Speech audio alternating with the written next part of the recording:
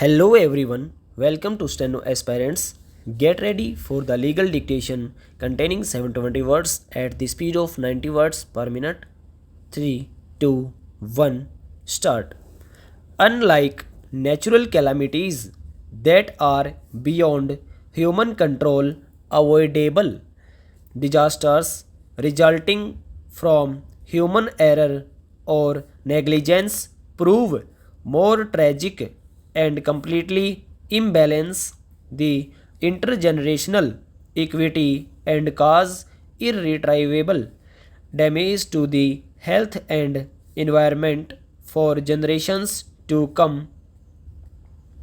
Such tragedy may occur from pure negligence, contributory negligence, or even failure to take necessary precautions in carrying on certain industrial activities. More often than not, the affected parties have to face avoidable damage and adversity that results from such disasters. The magnitude and extent of adverse impact on the financial soundness, social health, and upbringing of younger generation may have been beyond human expectations.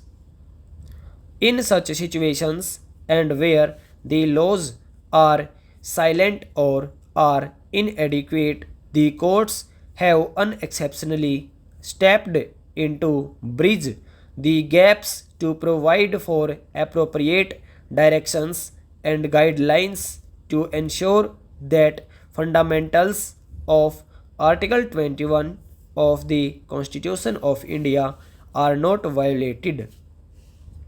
The Bhopal gas tragedy is a glaring example of such imbalances and adverse impacts where by courts intervention poor and destitute have been provided relief and rehabilitation.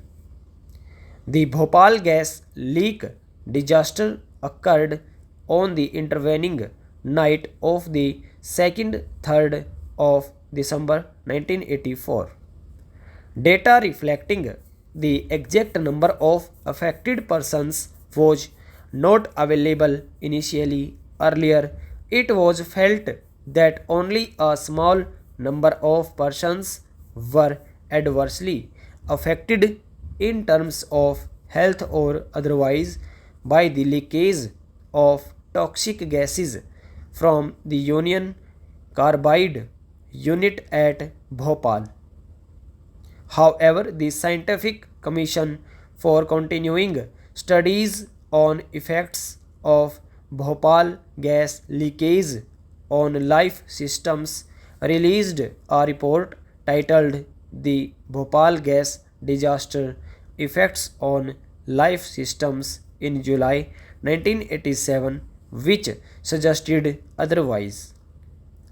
This report stated that for the estimated population of 2 lakh exposed to the toxic gases in the severely and moderately affected areas of Bhopal and the variety of long-term problems anticipated in the crisis period, the number of exposees covered so far by the Indian Council of Medical Research through the medical surveys constitute less than 20% of the population. With the passage of time, this figure of the affected population has swollen to nearly 5 lakh by the same scientific commission. It was also found that, in general, the output of the medical project so far had not equaled the magnitude of the tasks assigned to them, presumably due to lack of resources, trained staff, as well as physical inputs. This has to be remedied in the shortest time so that project is completed fully an opportunity for mounting such a massive long-term longitudinal study on a population exposed to a one-time acute chemical stress may not present itself again, and hence it would be a pity if that opportunity was missed. Various steps were recommended by the Scientific Commission from time to time to tackle the two main aspects of this disaster. Firstly, health care of the affected victims, and secondly, research work with the object to deal with the acute problems arising from this disaster on the one hand, and to suggest preventive steps on the other. Writ petition number 50 of 1998 was filed by the Bhopal gas sufferers as a public interest litigation under Article 32 of the Constitution. This petition was founded on the rights available to the victims of the Bhopal gas disaster under Article 21 of the Constitution, and it was prayed that they were entitled to receive free and proper medical assistance from the respondents, the Union of India, and the state of Madhya Pradesh.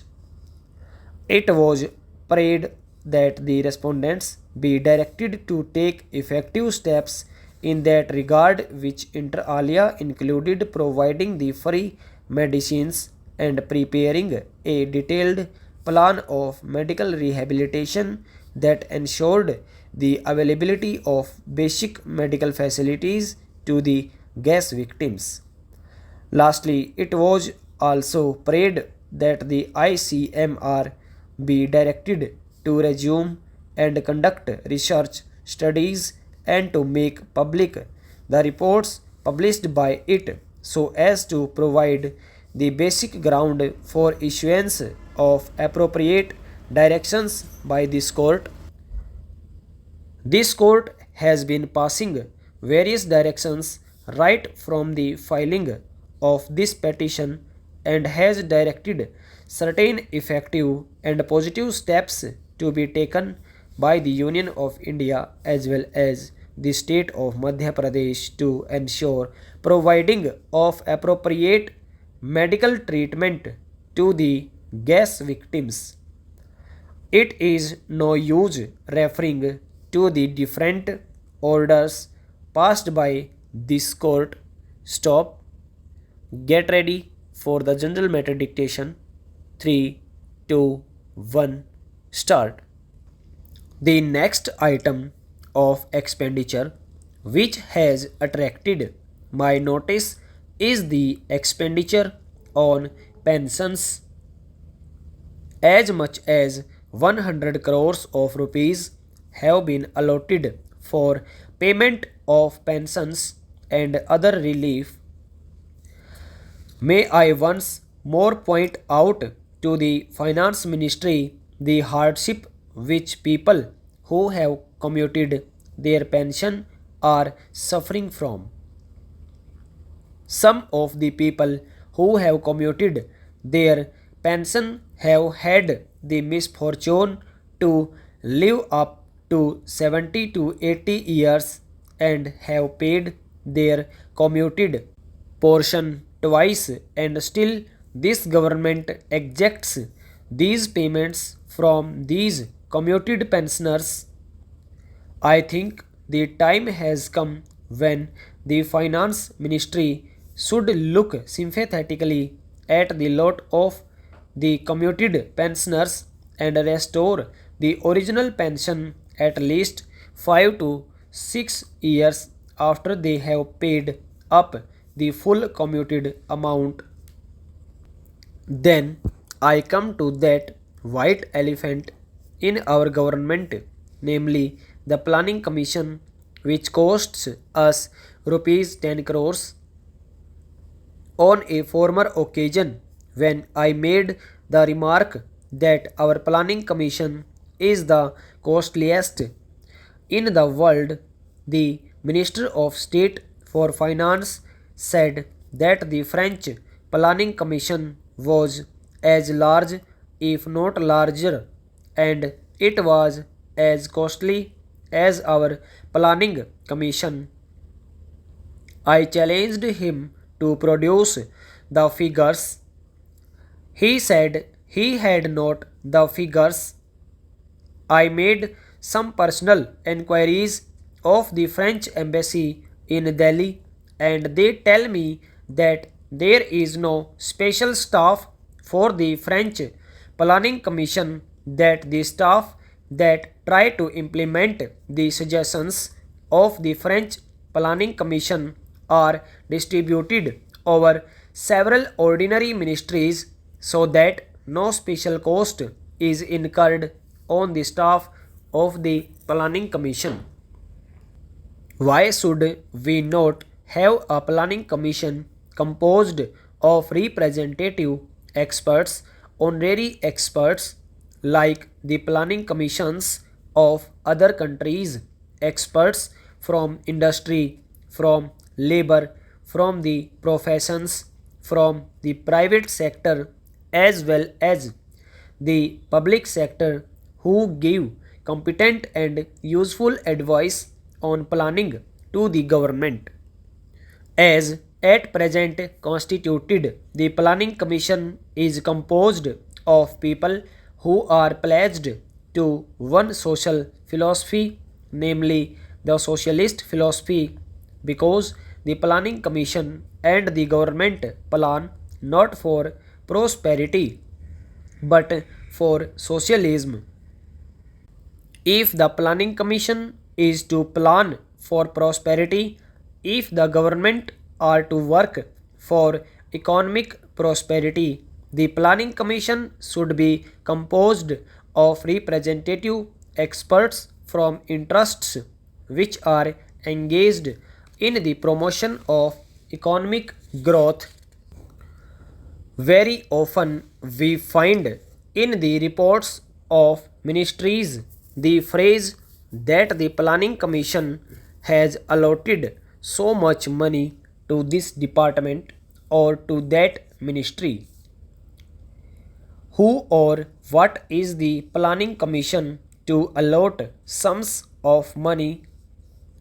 It is the government departments that should allot.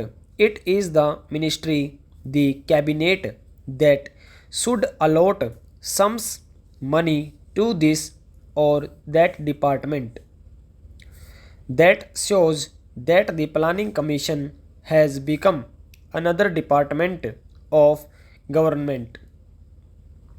If it has become another department of government, then why should it not be brought into the general system of government in the administration, made a regular department of government, so that it may be made responsible to this house? Now it is a body with power but without responsibility. It is time, therefore, that the government made up its mind to make an honest woman out of the Planning Commission. Then another ministry which attracts criticism is the Ministry of Housing, which is also charged with the solution of the housing problem in this country.